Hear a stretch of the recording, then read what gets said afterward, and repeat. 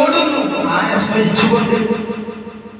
സ്മരിച്ചുകൊണ്ടാണ് എന്റെ പ്രിയപ്പെട്ടവരെ ആഫ്രിക്കൻ വനിതയായ ഹാജറ ബീവി റളിയല്ലാഹു തആല അൻഹയെ സ്മരിച്ചുകൊണ്ട് ഒരു നീഗ്രോ പെണ്ണിനെ സ്മരിച്ചുകൊണ്ട് ലോകത്തെ വലിയ ഉന്നത ശ്രേണിയിൽ ഇരിക്കുന്നവർ വന്നിട്ട് എന്ത് ചെയ്യാണ്?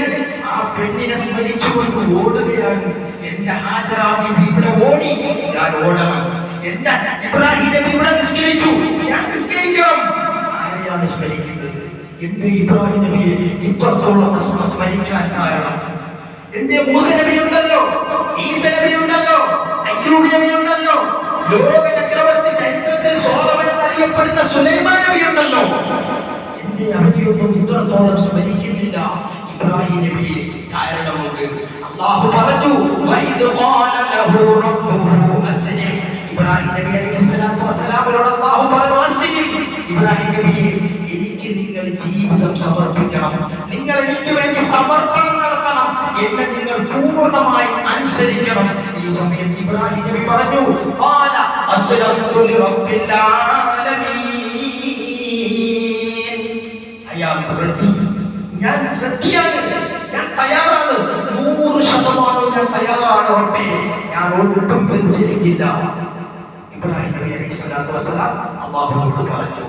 അതിനുശേഷം അല്ലാഹുവിനോട് പറഞ്ഞല്ലോ, അയാൾ റെഡി, ഞാൻ റെഡിയാണ്, ഇനി ഞാൻ മാറില്ല. അല്ലാഹു ഉടനെ പിന്നെ ചെയ്ത പണി കണ്ടോ? വൈദുബ്തലാ ഇബ്രാഹിമ റബ്ബുഹു ബികലിമാതിൻ ഫഅതമ്മഹുന്ന ഖാല ഇന്നി ജാഇലുക ലിന്നാസി ഇമാമാ ഖാല അല്ലാഹു അസ്സ വജൽ. അതിനുശേഷം ഇബ്രാഹിം നബി അല്ലാഹു പരീക്ഷിക്കാൻ തീരുമാനിച്ചു. ഇബ്രാഹിം നബി അലൈഹിസ്സലാത്തു വസ്സലാമിനെ അല്ലാഹു പരീക്ഷിച്ചു. ചില ഉത്തരവുകൾ കൊണ്ട് പരീക്ഷിച്ചു. ചില ഉത്തരവുകൾ. എങ്ങനെയുള്ള ഉത്തരവ്? എന്റെ പ്രിയപ്പെട്ടവരെ, വലിയ പരീക്ഷ. ഒരു ഭാഗത്ത് നമ്രൂദ് എന്ന് പറയുന്ന കൊടുഭീകരനായ രാജാവിനെ വളരെയധികം ആ രാജാവിൽ നിന്ന് ഭീഷണി. അതിനുശേഷം നമ്രൂദ് തീക്കുണ്ടാരം ഉണ്ടാക്കി, അതിൽ വലിച്ചെറിഞ്ഞു. ഇബ്രാഹിം നബി തീക്കുണ്ടാരത്തിൽ കിടന്നു. അങ്ങനെയുള്ള പരീക്ഷണ ചരിത്രം പറഞ്ഞു നിൽക്കാൻ സമയമില്ല. വലിയ പരീക്ഷണം. അതിനുശേഷം 10 എന്ന് പറയുന്ന ഈ നമ്രൂദിന്റെ ഏറ്റവും വലങ്കയായ പുരോഹിതന്റെ അതിഭീകരമായ പീഡനങ്ങൾ ഇബ്രാഹിം നബി അല്ലാഹുവിന് വേണ്ടി സഹിച്ചു. ഒട്ടും പതറിയില്ല. ഒരാളുടെ വിടെ ഇബ്രാഹിം നബി പതറിയില്ല. അല്ലാഹുവിനോട് കൊടുത്ത വാഗ്ദാനമാണ്, 100% നിന്നെ ഞാൻ അംഗീകരിക്കും, ഞാൻ അനുസരിക്കും. ഒട്ടും പതറിയില്ല.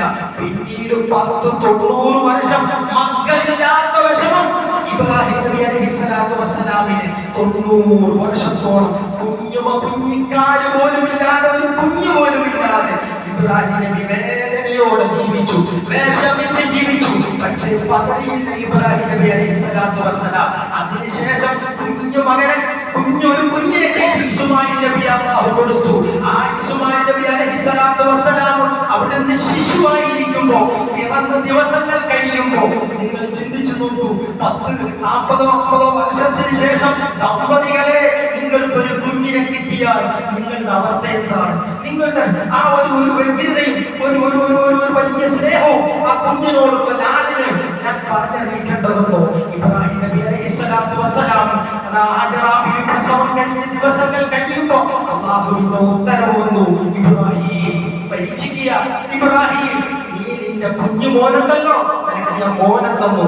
ആ കുഞ്ഞുമായിട്ട് മക്കയിലെ മൊട്ടക്കുന്നുകളുടെ ഇടയിൽ ജലാശയമില്ലാത്ത, ജലഗണിക പോലുമില്ലാത്ത, വൃക്ഷങ്ങളില്ലാത്ത, അതേ പുഷ്പം പോലും ഇല്ലാത്ത മക്കയിലെ മൊട്ടക്കുന്നുകളുടെ ഇടയിൽ കൊണ്ടുപോയിട്ട് പാർപ്പിക്കണം. അല്ലാഹുവിന്റെ ഉത്തരവാണ്. ഉടൻ തന്നെ ഒട്ടും പതറിയില്ല.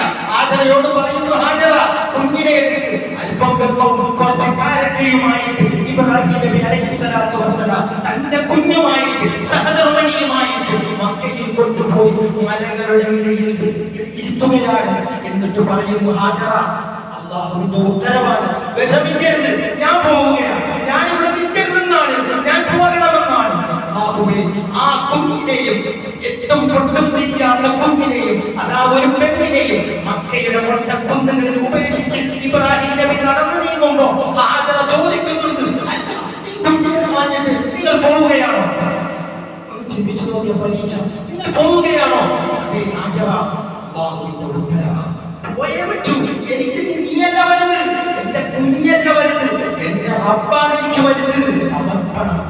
അർപ്പണ ബോധം കണ്ടോ എന്റെ പ്രിയപ്പെട്ടവരെ?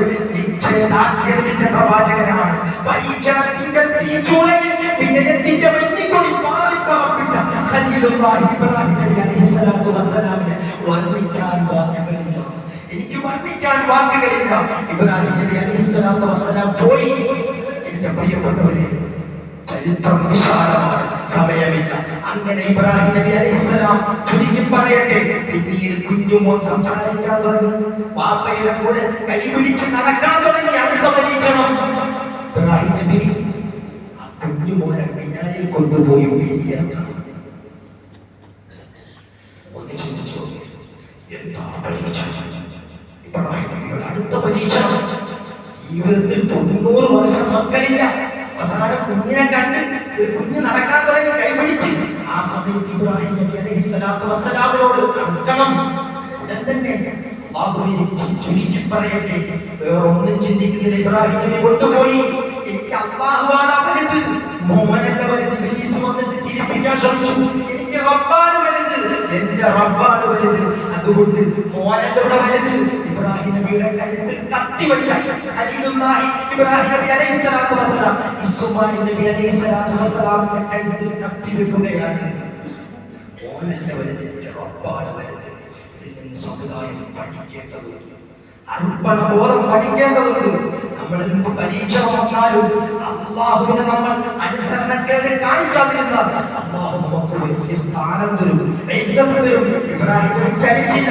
ഈ സമയത്ത് അല്ലാഹു പറയുകയാണ്, അല്ലാഹു സുബ്ഹാനഹു വ തആല പറയുകയാണ്, ഫതമ്മഹുന്ന. ഈ പരീക്ഷണത്തിൽ 100% A+ മേടിച്ചപ്പോ ഇബ്രാഹിം നബി അലൈഹിസ്സലാത്തു വസ്സലാം ഒട്ടും ചലിക്കാതെ A+ മേടിച്ചപ്പോ അല്ലാഹു പറയുന്നു, ഖാല ഇന്നി ജാഇലുക ലിന്നാസി ഇമാമാ. ഇബ്രാഹിം നബിക്ക് ഞാൻ തിരിച്ചു കൊടുത്ത സമ്മാനം കേൾക്കണോ? ഇന്നി ജാഇലുക ലിന്നാസി ഇമാമാ. ആഗോള മനുഷ്യരുടെ മുഴുവനും ലീഡറായിട്ട്, ആഗോള മനുഷ്യരുടെ മുഴുവനും ലീഡറായിട്ട് ഇബ്രാഹിം നബിയെ അല്ലാഹു നിയമിക്കുന്നു. അതാണ് മുഴുവനും ഇബ്രാഹിം സ്മരണയാണ്. ഈ പോകട്ടെ, നിങ്ങൾ നിശ്ചയിക്കുമ്പോൾ എത്ര വട്ടം ഇബ്രാഹിം നബിയുടെ പേര് പറയുന്നു? അല്ലാഹുമ്മ സ്വല്ലി അലാ സയ്യിദിനാ മുഹമ്മദിൻ വഅലാ ആലി സയ്യിദിനാ മുഹമ്മദ് കമാ സ്വല്ലൈത അലാ സയ്യിദിനാ ഇബ്രാഹിം വഅലാ ആലി ഇബ്രാഹിം വബാരിക് അലാ മുഹമ്മദ് വഅലാ ആലി മുഹമ്മദ് കമാ ബാരക്ത അലാ ഇബ്രാഹിം വഅലാ ആലി ഇബ്രാഹിം ഫിൽ ആലമീന ഇന്നക ഹമീദും മജീദ്. വേറൊരു പ്രവാചകൻ ഇങ്ങനെ സ്മരിക്കുന്നു. അല്ലാഹുവിന്റെ നേട്ടമാണ് ഇബ്രാഹിം നബി. ഇതിൽ നിന്ന് മുസ്ലിം സമുദായം പഠിക്കണം. എന്ത് പരീക്ഷണങ്ങളിലും ഈ സമുദായം പതറാൻ പാടില്ല. പച്ചയ്ക്ക് കത്തിക്കും, കഴുത്തറുത്ത് കൊല്ലും, വെടിവെച്ചു കൊല്ലും. ഈ സമുദായത്തിന്റെ പേര് പോയി കേട്ടൂടാ. ഗുജറാത്തിലെ വഡോദരയില് സർക്കാർ ആവാസ യോജനയിൽ ഒരു ഫ്ലാറ്റ് അനുവദിച്ചിട്ട് ഒരു പാവപ്പെട്ട മുസ്ലിം സ്ത്രീ ഒരു ഫ്ലാറ്റിന് വേണ്ടി, ഒരു വീടിന് വേണ്ടി അപേക്ഷിച്ചു. അത് കൊടുത്തു. താമസിക്കാൻ ചെന്നപ്പോ ബാക്കിയുള്ളവർ ആട്ടി ഓടിച്ചു. നിങ്ങളെ കണ്ടൂടാ, കേട്ടൂടാ.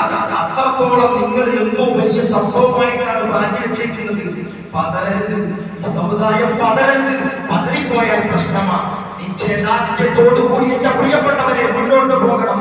അല്ലാഹു ഇബ്രാഹിം നബി അലൈഹിസ്സലാത്തു വസ്സലാമിന്റെ സ്മരണകൾ അത് മുറുകെ പിടിച്ച് നിശ്ചയദാർഢ്യത്തോടു കൂടി ഈ പൂർണ്ണ വിശ്വാസിയായി ജീവിക്കാൻ അല്ലാഹു നമുക്ക് എല്ലാവർക്കും തൗഫീഖ് നൽകട്ടെ എന്ന് പ്രാർത്ഥിക്കുന്നതോടൊപ്പം എന്റെ പ്രിയപ്പെട്ടവരെ നിസ്കാരത്തിലേക്ക് കടക്കാൻ പോവുകയാണ്. വിനയത്തോടെ എനിക്ക് ഓർമ്മപ്പെടുത്താനുള്ളത്, നമ്മൾ പൂർണ്ണമായ മുസ്ലിമാകണം, പൂർണ്ണമായ മുസ്ലിമാകണം. നമ്മൾ സർവ്വതും അല്ലാഹുവിലേക്ക് സമർപ്പിക്കണം.